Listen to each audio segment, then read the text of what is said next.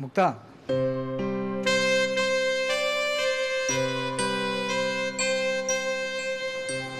सकाळी आली का नाहीस? असंच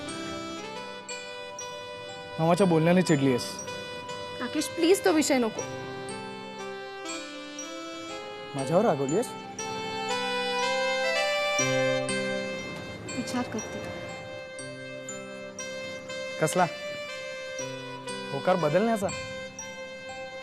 कदाचित. मुक्ता,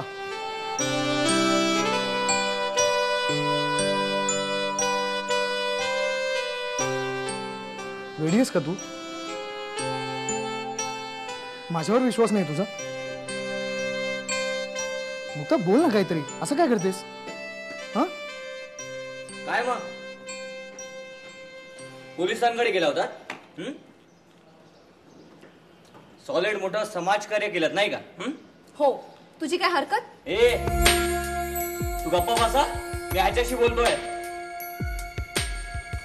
मुक्ता, मुक्ता ऐक ग. जा मागे जा तिच्या. हात जोड, पाया पड. सागर, ए व्हॉल्यूम कमी आहे. तुला उलटा मारलं नाही पण घाबरलो समजू नकोस.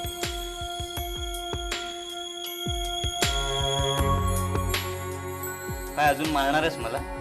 हा, यापुढे एक शब्द बोलू नकोस हा सागर. जा तिच्याशी जाऊन बोल.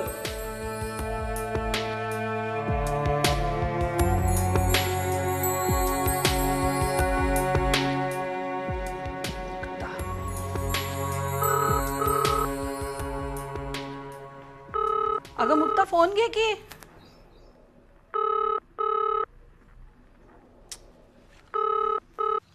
हॅलो. आत्या, राकेश बोलतोय. मुक्ता आहे? आहे. कोणाचा? घ्या. हॅलो. मुक्ता काय झालंय? तू अशी का वागतेस माझ्याशी? अशी म्हणजे कशी? हे आता मलाच विचार. आज कॉलेजमध्ये धड बोलली नाहीस तू माझ्याशी. मुक्ता माझं काही चुकलंय का? तुझी चूक नाहीये मला माहितीये. मग तरी अशी का वागतेस तू माझ्याशी? पण मी कुठे काय तुला बोललीये? पण मेघना काकू जे काय बोलल्या ना ते मला खूप इन्सल्टिंग वाटलं. मुक्ता, मी तुला सांगितलं ना मी शालिनी काकूशी बोलेन म्हणून. अगं पण तीच आता गावाला गेली, त्याला मी काय करू सांग ना. हे बघ, शालिनी काकू गावाहून आली ना की मी स्वतः तिच्याशी बोलेन. ती आजीशी बोलेल आणि त्यानंतर सगळं व्यवस्थित होईल. पण तोपर्यंत जर का तू ही अशीच वागत राहणार असेल ना तर मात्र. Rakesh I am sorry. Mukta, तू सॉरी म्हणावंस म्हणून मी असं नाही ग म्हटलं. Please try to understand. Anyways, उद्या कॉलेजमध्ये भेटशील ना?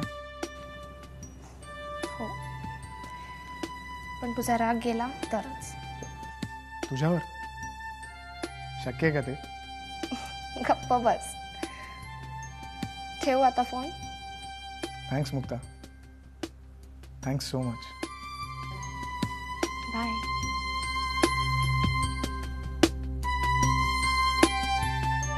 अमृत डेअरीनं यापूर्वी अशा छोट्या छोट्या उपक्रमांना मदत केली असून ती याही पुढे चालू ठेवण्याची इच्छा विश्वस्तांनी व्यक्त केली आहे.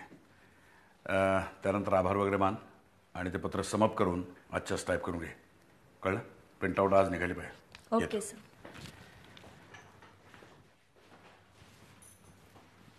नमस्कार वहिनी साहेब. नमस्कार. म्हटलं आज अमृत डेअरीच्या सर्वांना त्यांच्याच चेंबरमध्ये जाऊन भेटावं. काय वहिनी, अहो तुमच्यासारख्या व्यक्ती इथे बसतात म्हणून आम्ही समोर बसण्याचं धैर्य करतो. तुम्ही म्हणत असाल तर नाही बसणार उद्यापासून. छे छे, असं काहीच म्हणायचं नाही मला. या ना बसा. नाही असू दे, थोडंसं काम होतं तुमच्याकडे. बोला ना. मला काय वाटतं गोवर्धनजी, आता गावाकडच्या शाळेचं काम पूर्ण होत आलंय. हो. तेव्हा माझ्या प्रोजेक्टवर काम सुरू व्हायला काही हरकत नाही ना? माझ्या दृष्टीनं काहीच हरकत नाही, पण मला असं वाटतं पद्माकर सर गावाला गेले, ते आले की त्यांच्याशी आपण बोलू आणि कामाला सुरुवात करू. चालेल. हो, खरं तर मला जे बोलायचे ते मुक्ताची आई असती तर त्यांच्याशी बोलणं मी जास्त प्रेफर केलं असतं. But unfortunately it's okay. मुक्ताची आई पण मीच आहे, मुक्ताचा बाप पण मीच आहे. माझ्याशी बोलू शकता. गोवर्धनजी, मला माहिती आहे तुम्ही सरदेसाई कुटुंबाचे अत्यंत विश्वासू, कर्तबगार, विजनरी ॲडवायझर कम CEO कम बरंच काही आहात. पण याचा अर्थ असा होत नाही की तुम्ही विसरावं की तुम्ही आमचे सेवक आहात. We pay you for your job, isn't it? तुम्हाला काय म्हणायचं त्यांनी?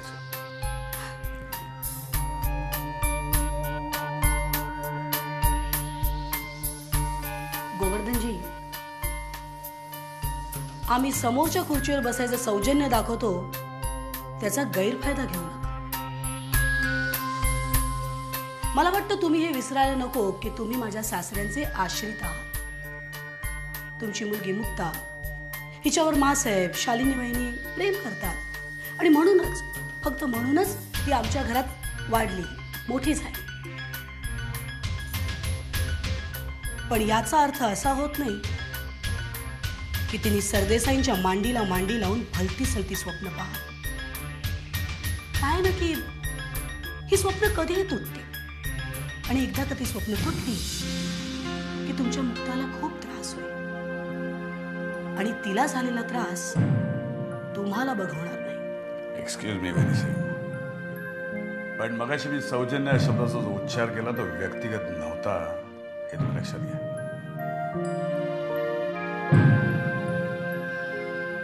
सौजन्य आणि दान यामध्ये फरक आहे. राहिली गोष्ट आश्रितपणाची, तेव्हा तुमच्या सासऱ्यांनी जेवढं काही आम्हाला दिलं त्याच्या 10 पटीनं आम्ही त्यांच्या पायाशी वाहिले.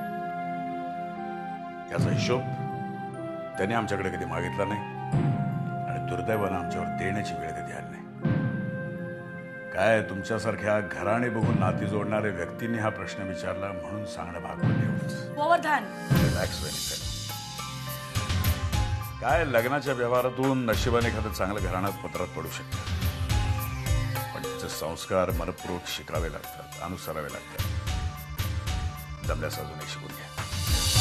कारण काय दुर्दैवानं तुम्हाला कोणाशी कसं बोलावं याचं तारतम्य नाहीये. गोवर्धन, मी तुमची मालकीण आहे. एक्झॅक्टली. नियमानं सकाळी 10 ते संध्याकाळी 5 पर्यंत, आयुष्यभरासाठी नाही. आणि ते सुद्धा या डेअरीच्या संदर्भात, माझ्या खाजगी आयुष्यात नाही. तेव्हा माझ्याविषयी किंवा माझ्या कुटुंबाविषयी बोलताना तुम्ही तारतम्य ठेवून बोलावं अशी माझी विनंती आहे. याचे परिणाम चांगले होणार नाहीत. परिणामाची चिंता तुम्ही करायची पाहिजे. ज्यांना भेटी मिळतात त्यांना लाभाची चिंता असते, पण जे परिश्रमानं कामं करतात त्यांना लाभाची लांबी, रुंदी, खोली सगळं माहीत असतं. आणि शेवटी माझी मुलगी तीच स्वप्न बघेल जी प्रत्यक्षात उतरवली जातील. रादर ती उतरवण्याची क्षमता तिच्यात नक्की आहे. तिचा बाप आश्रित असेल, ती नाही. गोवर्धन, मी तुम्हाला वॉर्निंग देते. थँक्स. मी तुम्हाला खात्री देतो, इन केस पॉसिबिलिटी -0% आहे. इन केस तिचं लग्न तुटलंच तर ती दार उघडं ठेवून आत्महत्येचा विचार करण्यापेक्षा जुनं विसरून नवीन स्वप्न पाहण्याची तयारी लागेल. आणि याची खात्री मी तुम्हाला देतो.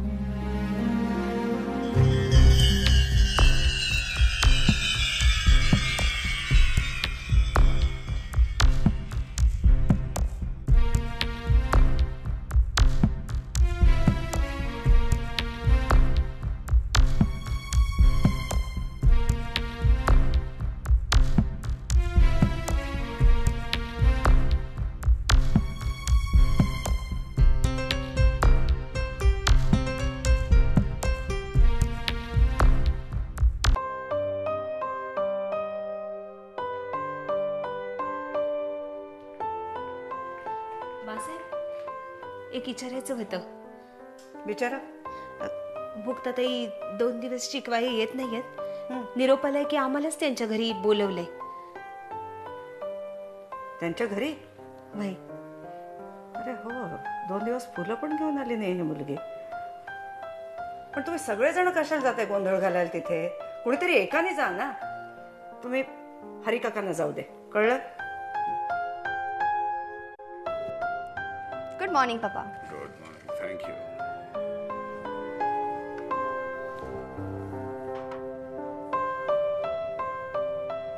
पप्पा काल हरिकाका आले होते. मी बंगल्यावर का येत नाही विचारत होते. मला कल्पना आहे तुला बंगल्यावर जाण्याची इच्छा आहे, सगळ्यांना भेटण्याची इच्छा आहे, पण माझा नाईलाज आहे.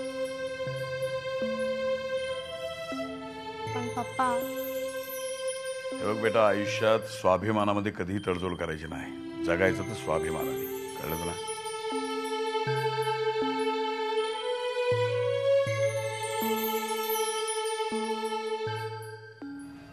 डोंट वरी, सगळं ठीक होईल.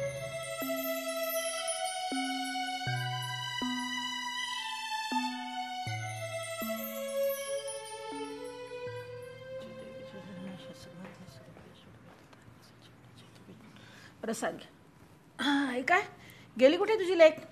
आत गेली येते. फार वाईट सवय आहे तुला. सकाळी सकाळी लवकर उठून तयार होऊन बसते सगळं. हो का? नाही तर काय, सकाळी उठून आंघोळ करून सगळं आवरणं म्हणजे वाईट सवय असते? नाही तर काय, दुसऱ्यांना कॉम्प्लेक्स येतो ना. मग दुसऱ्यांनी पण ती वाईट सवय लावून घ्यावी ना. तरी काय, आपल्याला नाही जमणार. अरे आज दुर्गाष्टमी आहे ना, जरा देवळात जाऊन येणार होते. काल मेघना आली होती ऑफिसमध्ये. कशासाठी? माझं एक कान ओढायला, मुक्तासाठी. काय म्हणत होती? मला म्हणाले की कधी पूर्ण न होऊ शकणारी स्वप्न बघू नयेत असं तुमच्या मुलीला सांगा, समजावून सांगा तिला. असं म्हणाली ती? अर्थात मी माझ्या पद्धतीने तिलाही समजून सांगितलंच आहे. पण मुक्ताला सांगू नकोस, तिला वाईट वाटेल.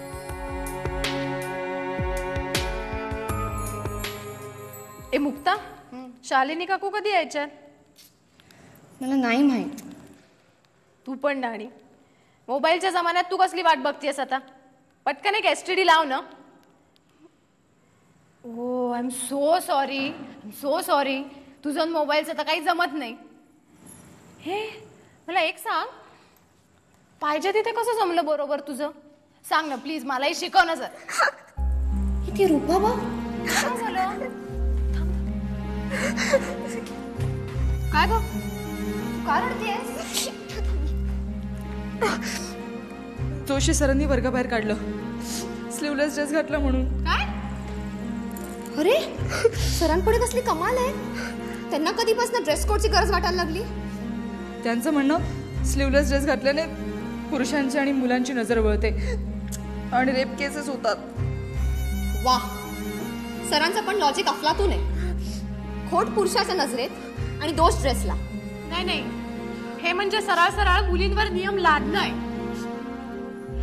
मुलांनी शर्टाची बटणं उघडी ठेवली तर ते चालतं यांना? आपण प्रिन्सिपल मॅडमला जाऊन भेटूया. चल.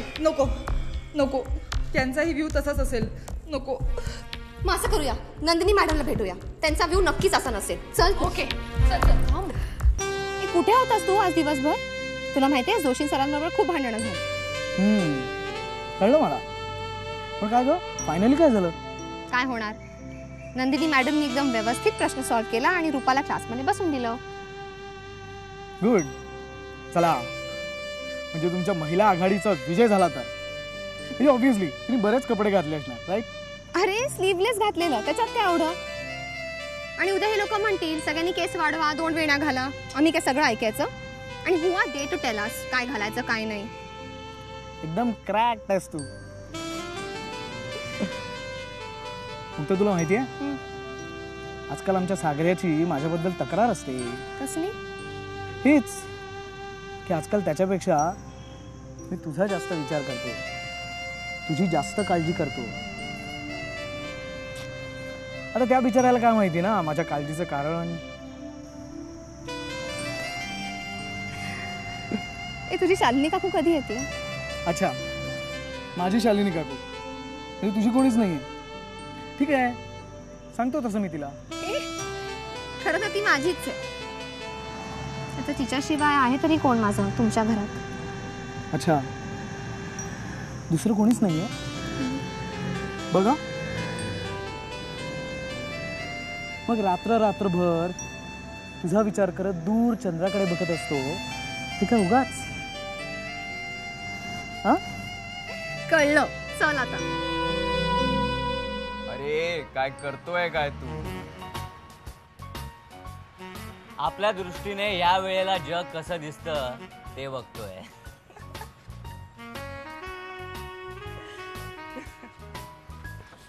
काय घरी जायचा विचार आहे की नाही?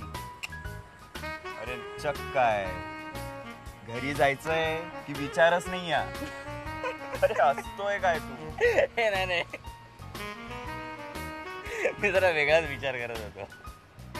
म्हणजे आपण बघ ना, घरनं प्यायला इकडे येतो पेक्षा आपण इकडेच घर बांधलं तर. इकडे घर बांधलं ना तर अजून कुठेतरी जाऊया.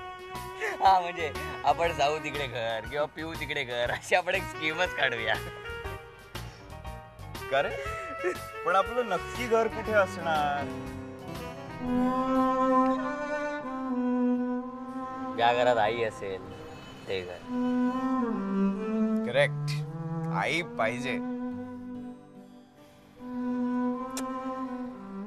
याला आईची जाम आठवण येते. खरंच रे, आई आहे म्हणून. माहितीये तुला, त्या घरात आई आहे ना म्हणून त्या घरात जावं असं वाटतं. कोणीतरी आपलं त्या घरात आहे असं वाटतं, माहितीये.